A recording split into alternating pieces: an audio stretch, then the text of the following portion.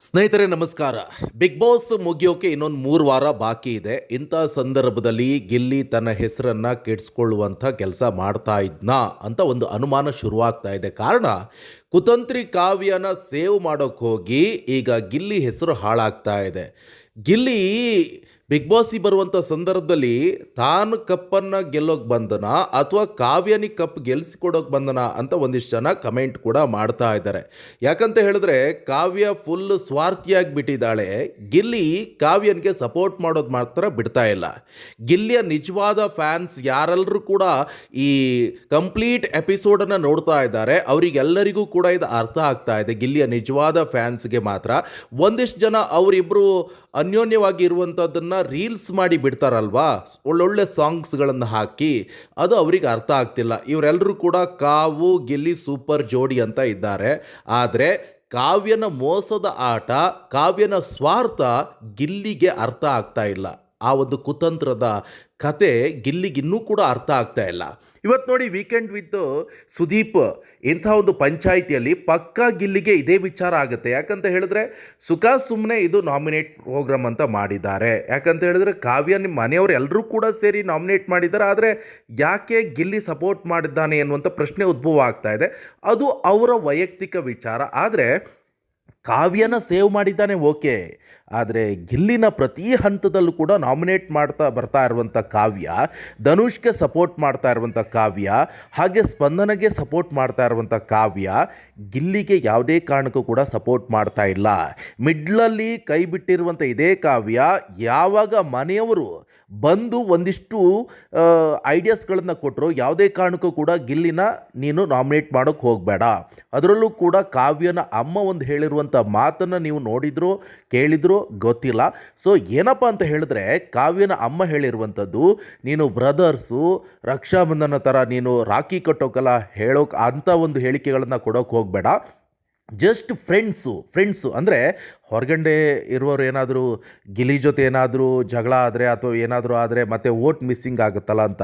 ಆ ಗಿಲ್ಲಿ ಫ್ಯಾನ್ಸು ಅಷ್ಟೇ ಒಂದಿಷ್ಟು ಜನ ಇದ್ದಾರೆ, ಕಾವು ಗಿಲ್ಲಿ ಜೋಡಿ ಸೂಪರ್ ಅಂತ ಹೇಳಿ ಒಂದಿಷ್ಟು ವೋಟ್ಗಳನ್ನು ಕಾವ್ಯನಿಗೆ ಹಾಕ್ತಾ ಇದ್ದಾರೆ. ನೋಡಿ ಇವಾಗ ಲಾಸ್ಟ್ ಮೂಮೆಂಟ್ಗೆ ಏನಾಗುತ್ತಂತ ಹೇಳಿದ್ರೆ ಅಶ್ವಿನಿಗೆ ಈಗ ಸಪೋರ್ಟ್ ಮಾಡೋರ ಸಂಖ್ಯೆ ಜಾಸ್ತಿ ಆಗ್ತಾ ಇದೆ. ಯಾಕಂತ ಹೇಳಿದ್ರೆ ವೋಟ್ ಕಡಿಮೆ ಬೀಳ್ತಾ ಇದೆ ಗಿಲ್ಲಿಗೆ. ಕಾರಣ ಅರ್ಧ ವೋಟು ಕಾವ್ಯಂಗೆ ಶೇರ್ ಆಗ್ತಾ ಹೋಗ್ತಾ ಇದೆ. ಇಲ್ಲಿ ಗಿಲ್ಲಿ ಫ್ಯಾನ್ಸು ಅಬ್ಬಬ್ಬ ಅಂತ ಹೇಳಿದ್ರು ನೀವು ಕೂಡ ಇನ್ಸ್ಟಾಗ್ರಾಮಲ್ಲಿ ನೋಡ್ಬೋದು, ಮಾಳುಕ್ಕಿಂತನೂ ಈಗ ಬೀಟ್ ಮಾಡ್ಕೊಂಡು ಹೋಗಿದ್ದಾರೆ. ಇನ್ಸ್ಟಾಗ್ರಾಮಲ್ಲಿ 7 ಲಕ್ಷ ಫ್ಯಾನ್ಸ್ ಇದ್ದಾರೆ ಗಿಲ್ಲಿಗೆ. ಆಲ್ಮೋಸ್ಟ್ ಸಪೋರ್ಟ್ ಮಾಡ್ತಾ ಇರುವಂಥವರು ಕಾವ್ಯನಿಗೂ ಸಪೋರ್ಟ್ ಮಾಡ್ತಾ ಇದ್ದಾರೆ. ಕಾವ್ಯಂಗೆ ಸಪೋರ್ಟ್ ಮಾಡೋದು ಬೇಡ ಅಂತ ಹೇಳ್ತಿಲ್ಲ, ಆದರೆ ಕಾವ್ಯ ಎಲ್ಲ ಹಂತದಲ್ಲೂ ಕೂಡ ಗಿಲ್ಲಿಗೆ ಮೋಸ ಮಾಡ್ತಾ ಇದ್ದಾಳೆ, ಕುತಂತ್ರಿ ಆಟವನ್ನು ಆಡ್ತಾ ಇದ್ದಾಳೆ.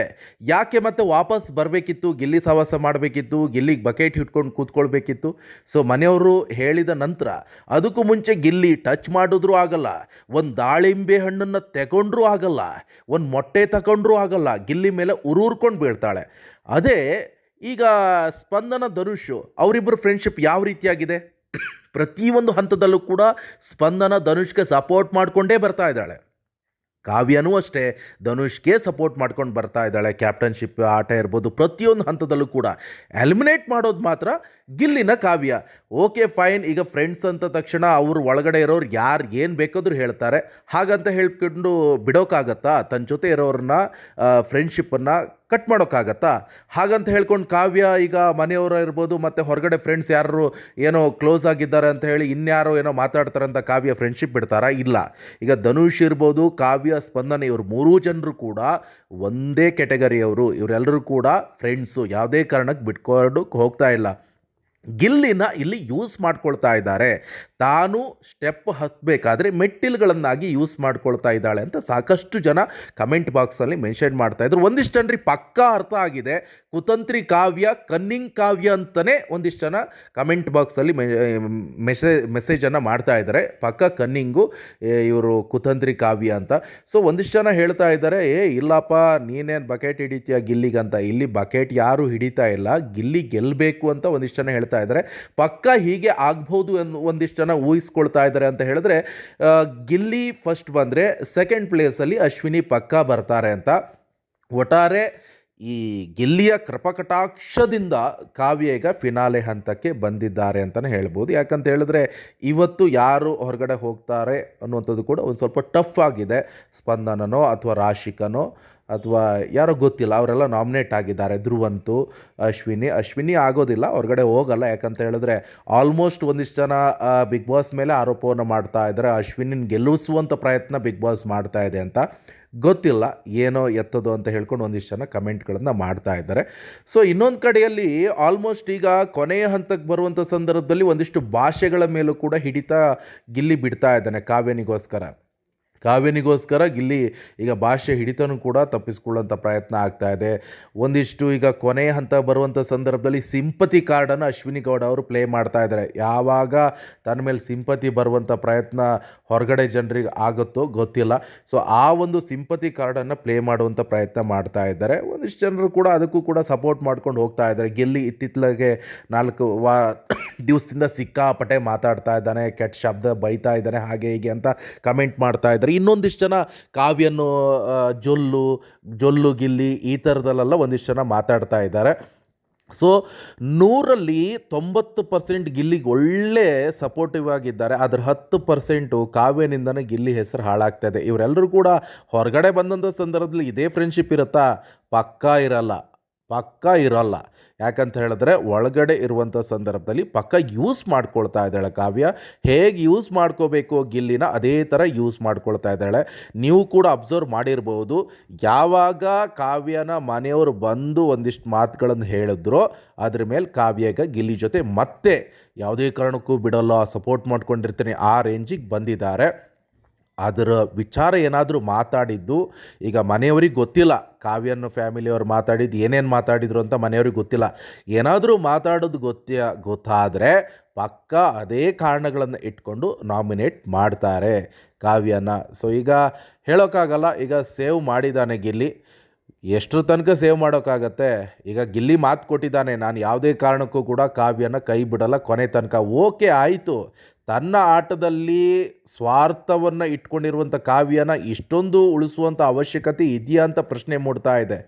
ತಾನಾಯಿತು, ತನ್ನ ಫ್ರೆಂಡ್ಸ್ ಆಯಿತು, ಧನುಷ್ ಆಯಿತು ಅಂದ್ಕೊಂಡು ಇರುವಂಥ ಕಾವ್ಯ ಇಷ್ಟು ಸಲ ನಾಮಿನೇಟ್ ಮಾಡಿದ್ದಾರೆ ಅಂತ ಹೇಳಿದ್ರೆ ನಿಮಗೆ ಕೂಡ ಗೊತ್ತಾಗ್ಬೋದು ನೋಡ್ತಾ ಇರುವವರಿಗೆ.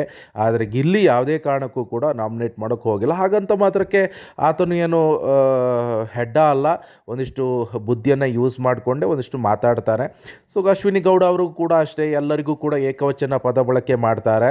ಆದರೆ ಗಿಲ್ಲಿನೂ ಮೊನ್ನೆ ಸಖತ್ತಾಗಿ ಕೌಂಟ್ರ್ ಕೊಟ್ಟಿದ್ದಾನೆ, ನೀನು ಯಾವಳೆ ಏನು ಎತ್ತ ಅಂತ ಹೇಳ್ಕೊಂಡು. ಯಾಕಂತ ಹೇಳಿದ್ರೆ ಒಬ್ಬರಿಗೆ ರೆಸ್ಪೆಕ್ಟನ್ನು ಕೊಟ್ಟು ರೆಸ್ಪೆಕ್ಟನ್ನು ತಗೋಬೇಕು. ಅದಕ್ಕೆ ಹೇಳೋದು give respect and take respect ಅಂತ. ಒಬ್ರಿಗೆ ಗೌರವವನ್ನು ಕೊಟ್ಟರೆ ಮಾತ್ರ ಒಂದು ಗೌರವ ವಾಪಸ್ ಪಡಿಬಹುದು. ತಾವೇ ಗೌರವವನ್ನು ಕೊಡದೆ ಮತ್ತೆ ವಾಪಸ್ಸು ಹೇಗೆ ಇವರು ಸ್ವೀಕಾರ ಮಾಡೋಕ್ಕೆ ರೆಡಿ ಇರ್ತಾರೆ ಅಂತ ಒಂದಿಷ್ಟು ಜನ ಹೇಳ್ತಾ ಇದ್ದಾರೆ. ನೋಡೋಣ ವೀಕ್ಷಕರೇ ಏನಾಗುತ್ತೆ ಎತ್ತ ಅಂತ. ಆದರೆ ಒಂದು ಮಾತ್ರ ಸತ್ಯ, ಇವತ್ತಿನ ಕಿಚ್ಚನ ಪಂಚಾಯಿತಿಯಲ್ಲಿ ಅಶ್ವಿನಿ ಹಾಗೆ ಗಿಲ್ಲಿಗೆ ಸಾಕಷ್ಟು ಕ್ಲಾಸ್ ತಗೊಳ್ಳುವಂಥ ಚಾನ್ಸಸ್ಗಳಿದೆ. ಯಾಕಂತ ಹೇಳಿದ್ರೆ ಅವರಿಬ್ಬರು ಕಿತ್ತಾಡ್ಕೊಂಡಿರುವಂಥ ರೀತಿ ಇರ್ಬೋದು, ಪ್ರತಿಯೊಂದು ಹಂತವಾಗಿ ಇವತ್ತು ಒಂದಿಷ್ಟು ಜನ ಕೇಳೋಕ್ಕೂ ಕೂಡ ರೆಡಿ ಇರಬೇಕು. ಯಾಕಂತ ಹೇಳಿದ್ರೆ ಅವ್ರು ಮಾಡಿದ್ದ ರೀತಿ ಹಾಗಿದೆ. ಅದರಲ್ಲೂ ಕೂಡ ಧ್ರುವಂತು ಹಾಗೆ ಅಶ್ವಿನಿಗ ಲಾಸ್ಟ್ ಕೊನೆಯ ಮೂಮೆಂಟಲ್ಲಿ ಇನ್ನೇನು ಫಿನಾಲೆ ಬರ್ತಾ ಇದೆ, ಈ ಮೂಮೆಂಟಲ್ಲಿ ಗಿಲ್ಲಿ ಹೆಸರನ್ನ ಹಾಳು ಮಾಡೋಕ್ಕೆ ಪ್ರೊವೋಕ್ ಮಾಡ್ತಾ ಇದ್ದಾರೆ. ಈ ಗಿಲ್ಲಿ ಅದಕ್ಕೆ ಎಲ್ಲದಕ್ಕೂ ಈತ ಪ್ರೊವೋಕ್ ಆಗ್ತಾ ಇದ್ದಾನೆ. ಅದು ಎಲ್ಲೋ ಒಂದು ಕಡೆ ಗಿಲ್ಲಿಗೆ ಹಿಂದೇಟ್ ಆಗಬಹುದು ಅಂತ ಒಂದಿಷ್ಟು ಜನ ವಿಶ್ಲೇಷಣೆ ಮಾಡ್ತಾ ಇದ್ದಾರೆ. ನೋಡೋಣ ನೀವು ಯಾರಿಗೆ ಸಪೋರ್ಟ್ ಮಾಡ್ತಾ ಇದ್ದೀರಾ. ಫಿನಾಲೆ ಇನ್ನೇನೋ ಬಂತು, ಇಂಥ ಸಂದರ್ಭದಲ್ಲೂ ಕೂಡ ಗಿಲ್ಲಿ ಮಾಡಿದ್ದೇ ಸರಿ, ಎಲ್ಲವೂ ಕೂಡ ಸರಿಯಾಗಿದೆ ಅಂತ ಹೇಳಿ ಗಿಲ್ಲಿಗೆ ಕೊನೆ ತನಕನೂ ಕೂಡ ಕೈ ಬಿಡೋಲ್ಲ, ನಾನು ಸಪೋರ್ಟ್ ಮಾಡ್ತೀನಿ ಅನ್ನೋರು ಕಮೆಂಟ್ ಬಾಕ್ಸಲ್ಲಿ ಗಿಲ್ಲಿ ಹೆಸರನ್ನ ಮೆನ್ಷನ್ ಮಾಡಿ, ಜೊತೆಗೆ ಲೈಕ್ ಮಾಡಿ, ಶೇರ್ ಮಾಡಿ, ಹಾಗೆ ನಮ್ಮ ಯೂಟ್ಯೂಬನ್ನು ಸಬ್ಸ್ಕ್ರೈಬ್ ಮಾಡಿ, ಹಾಗೆ ಫೇಸ್ಬುಕ್ನಲ್ಲಿ ಫಾಲೋ ಆಗಿ. ಧನ್ಯವಾದ ಕರ್ನಾಟಕ.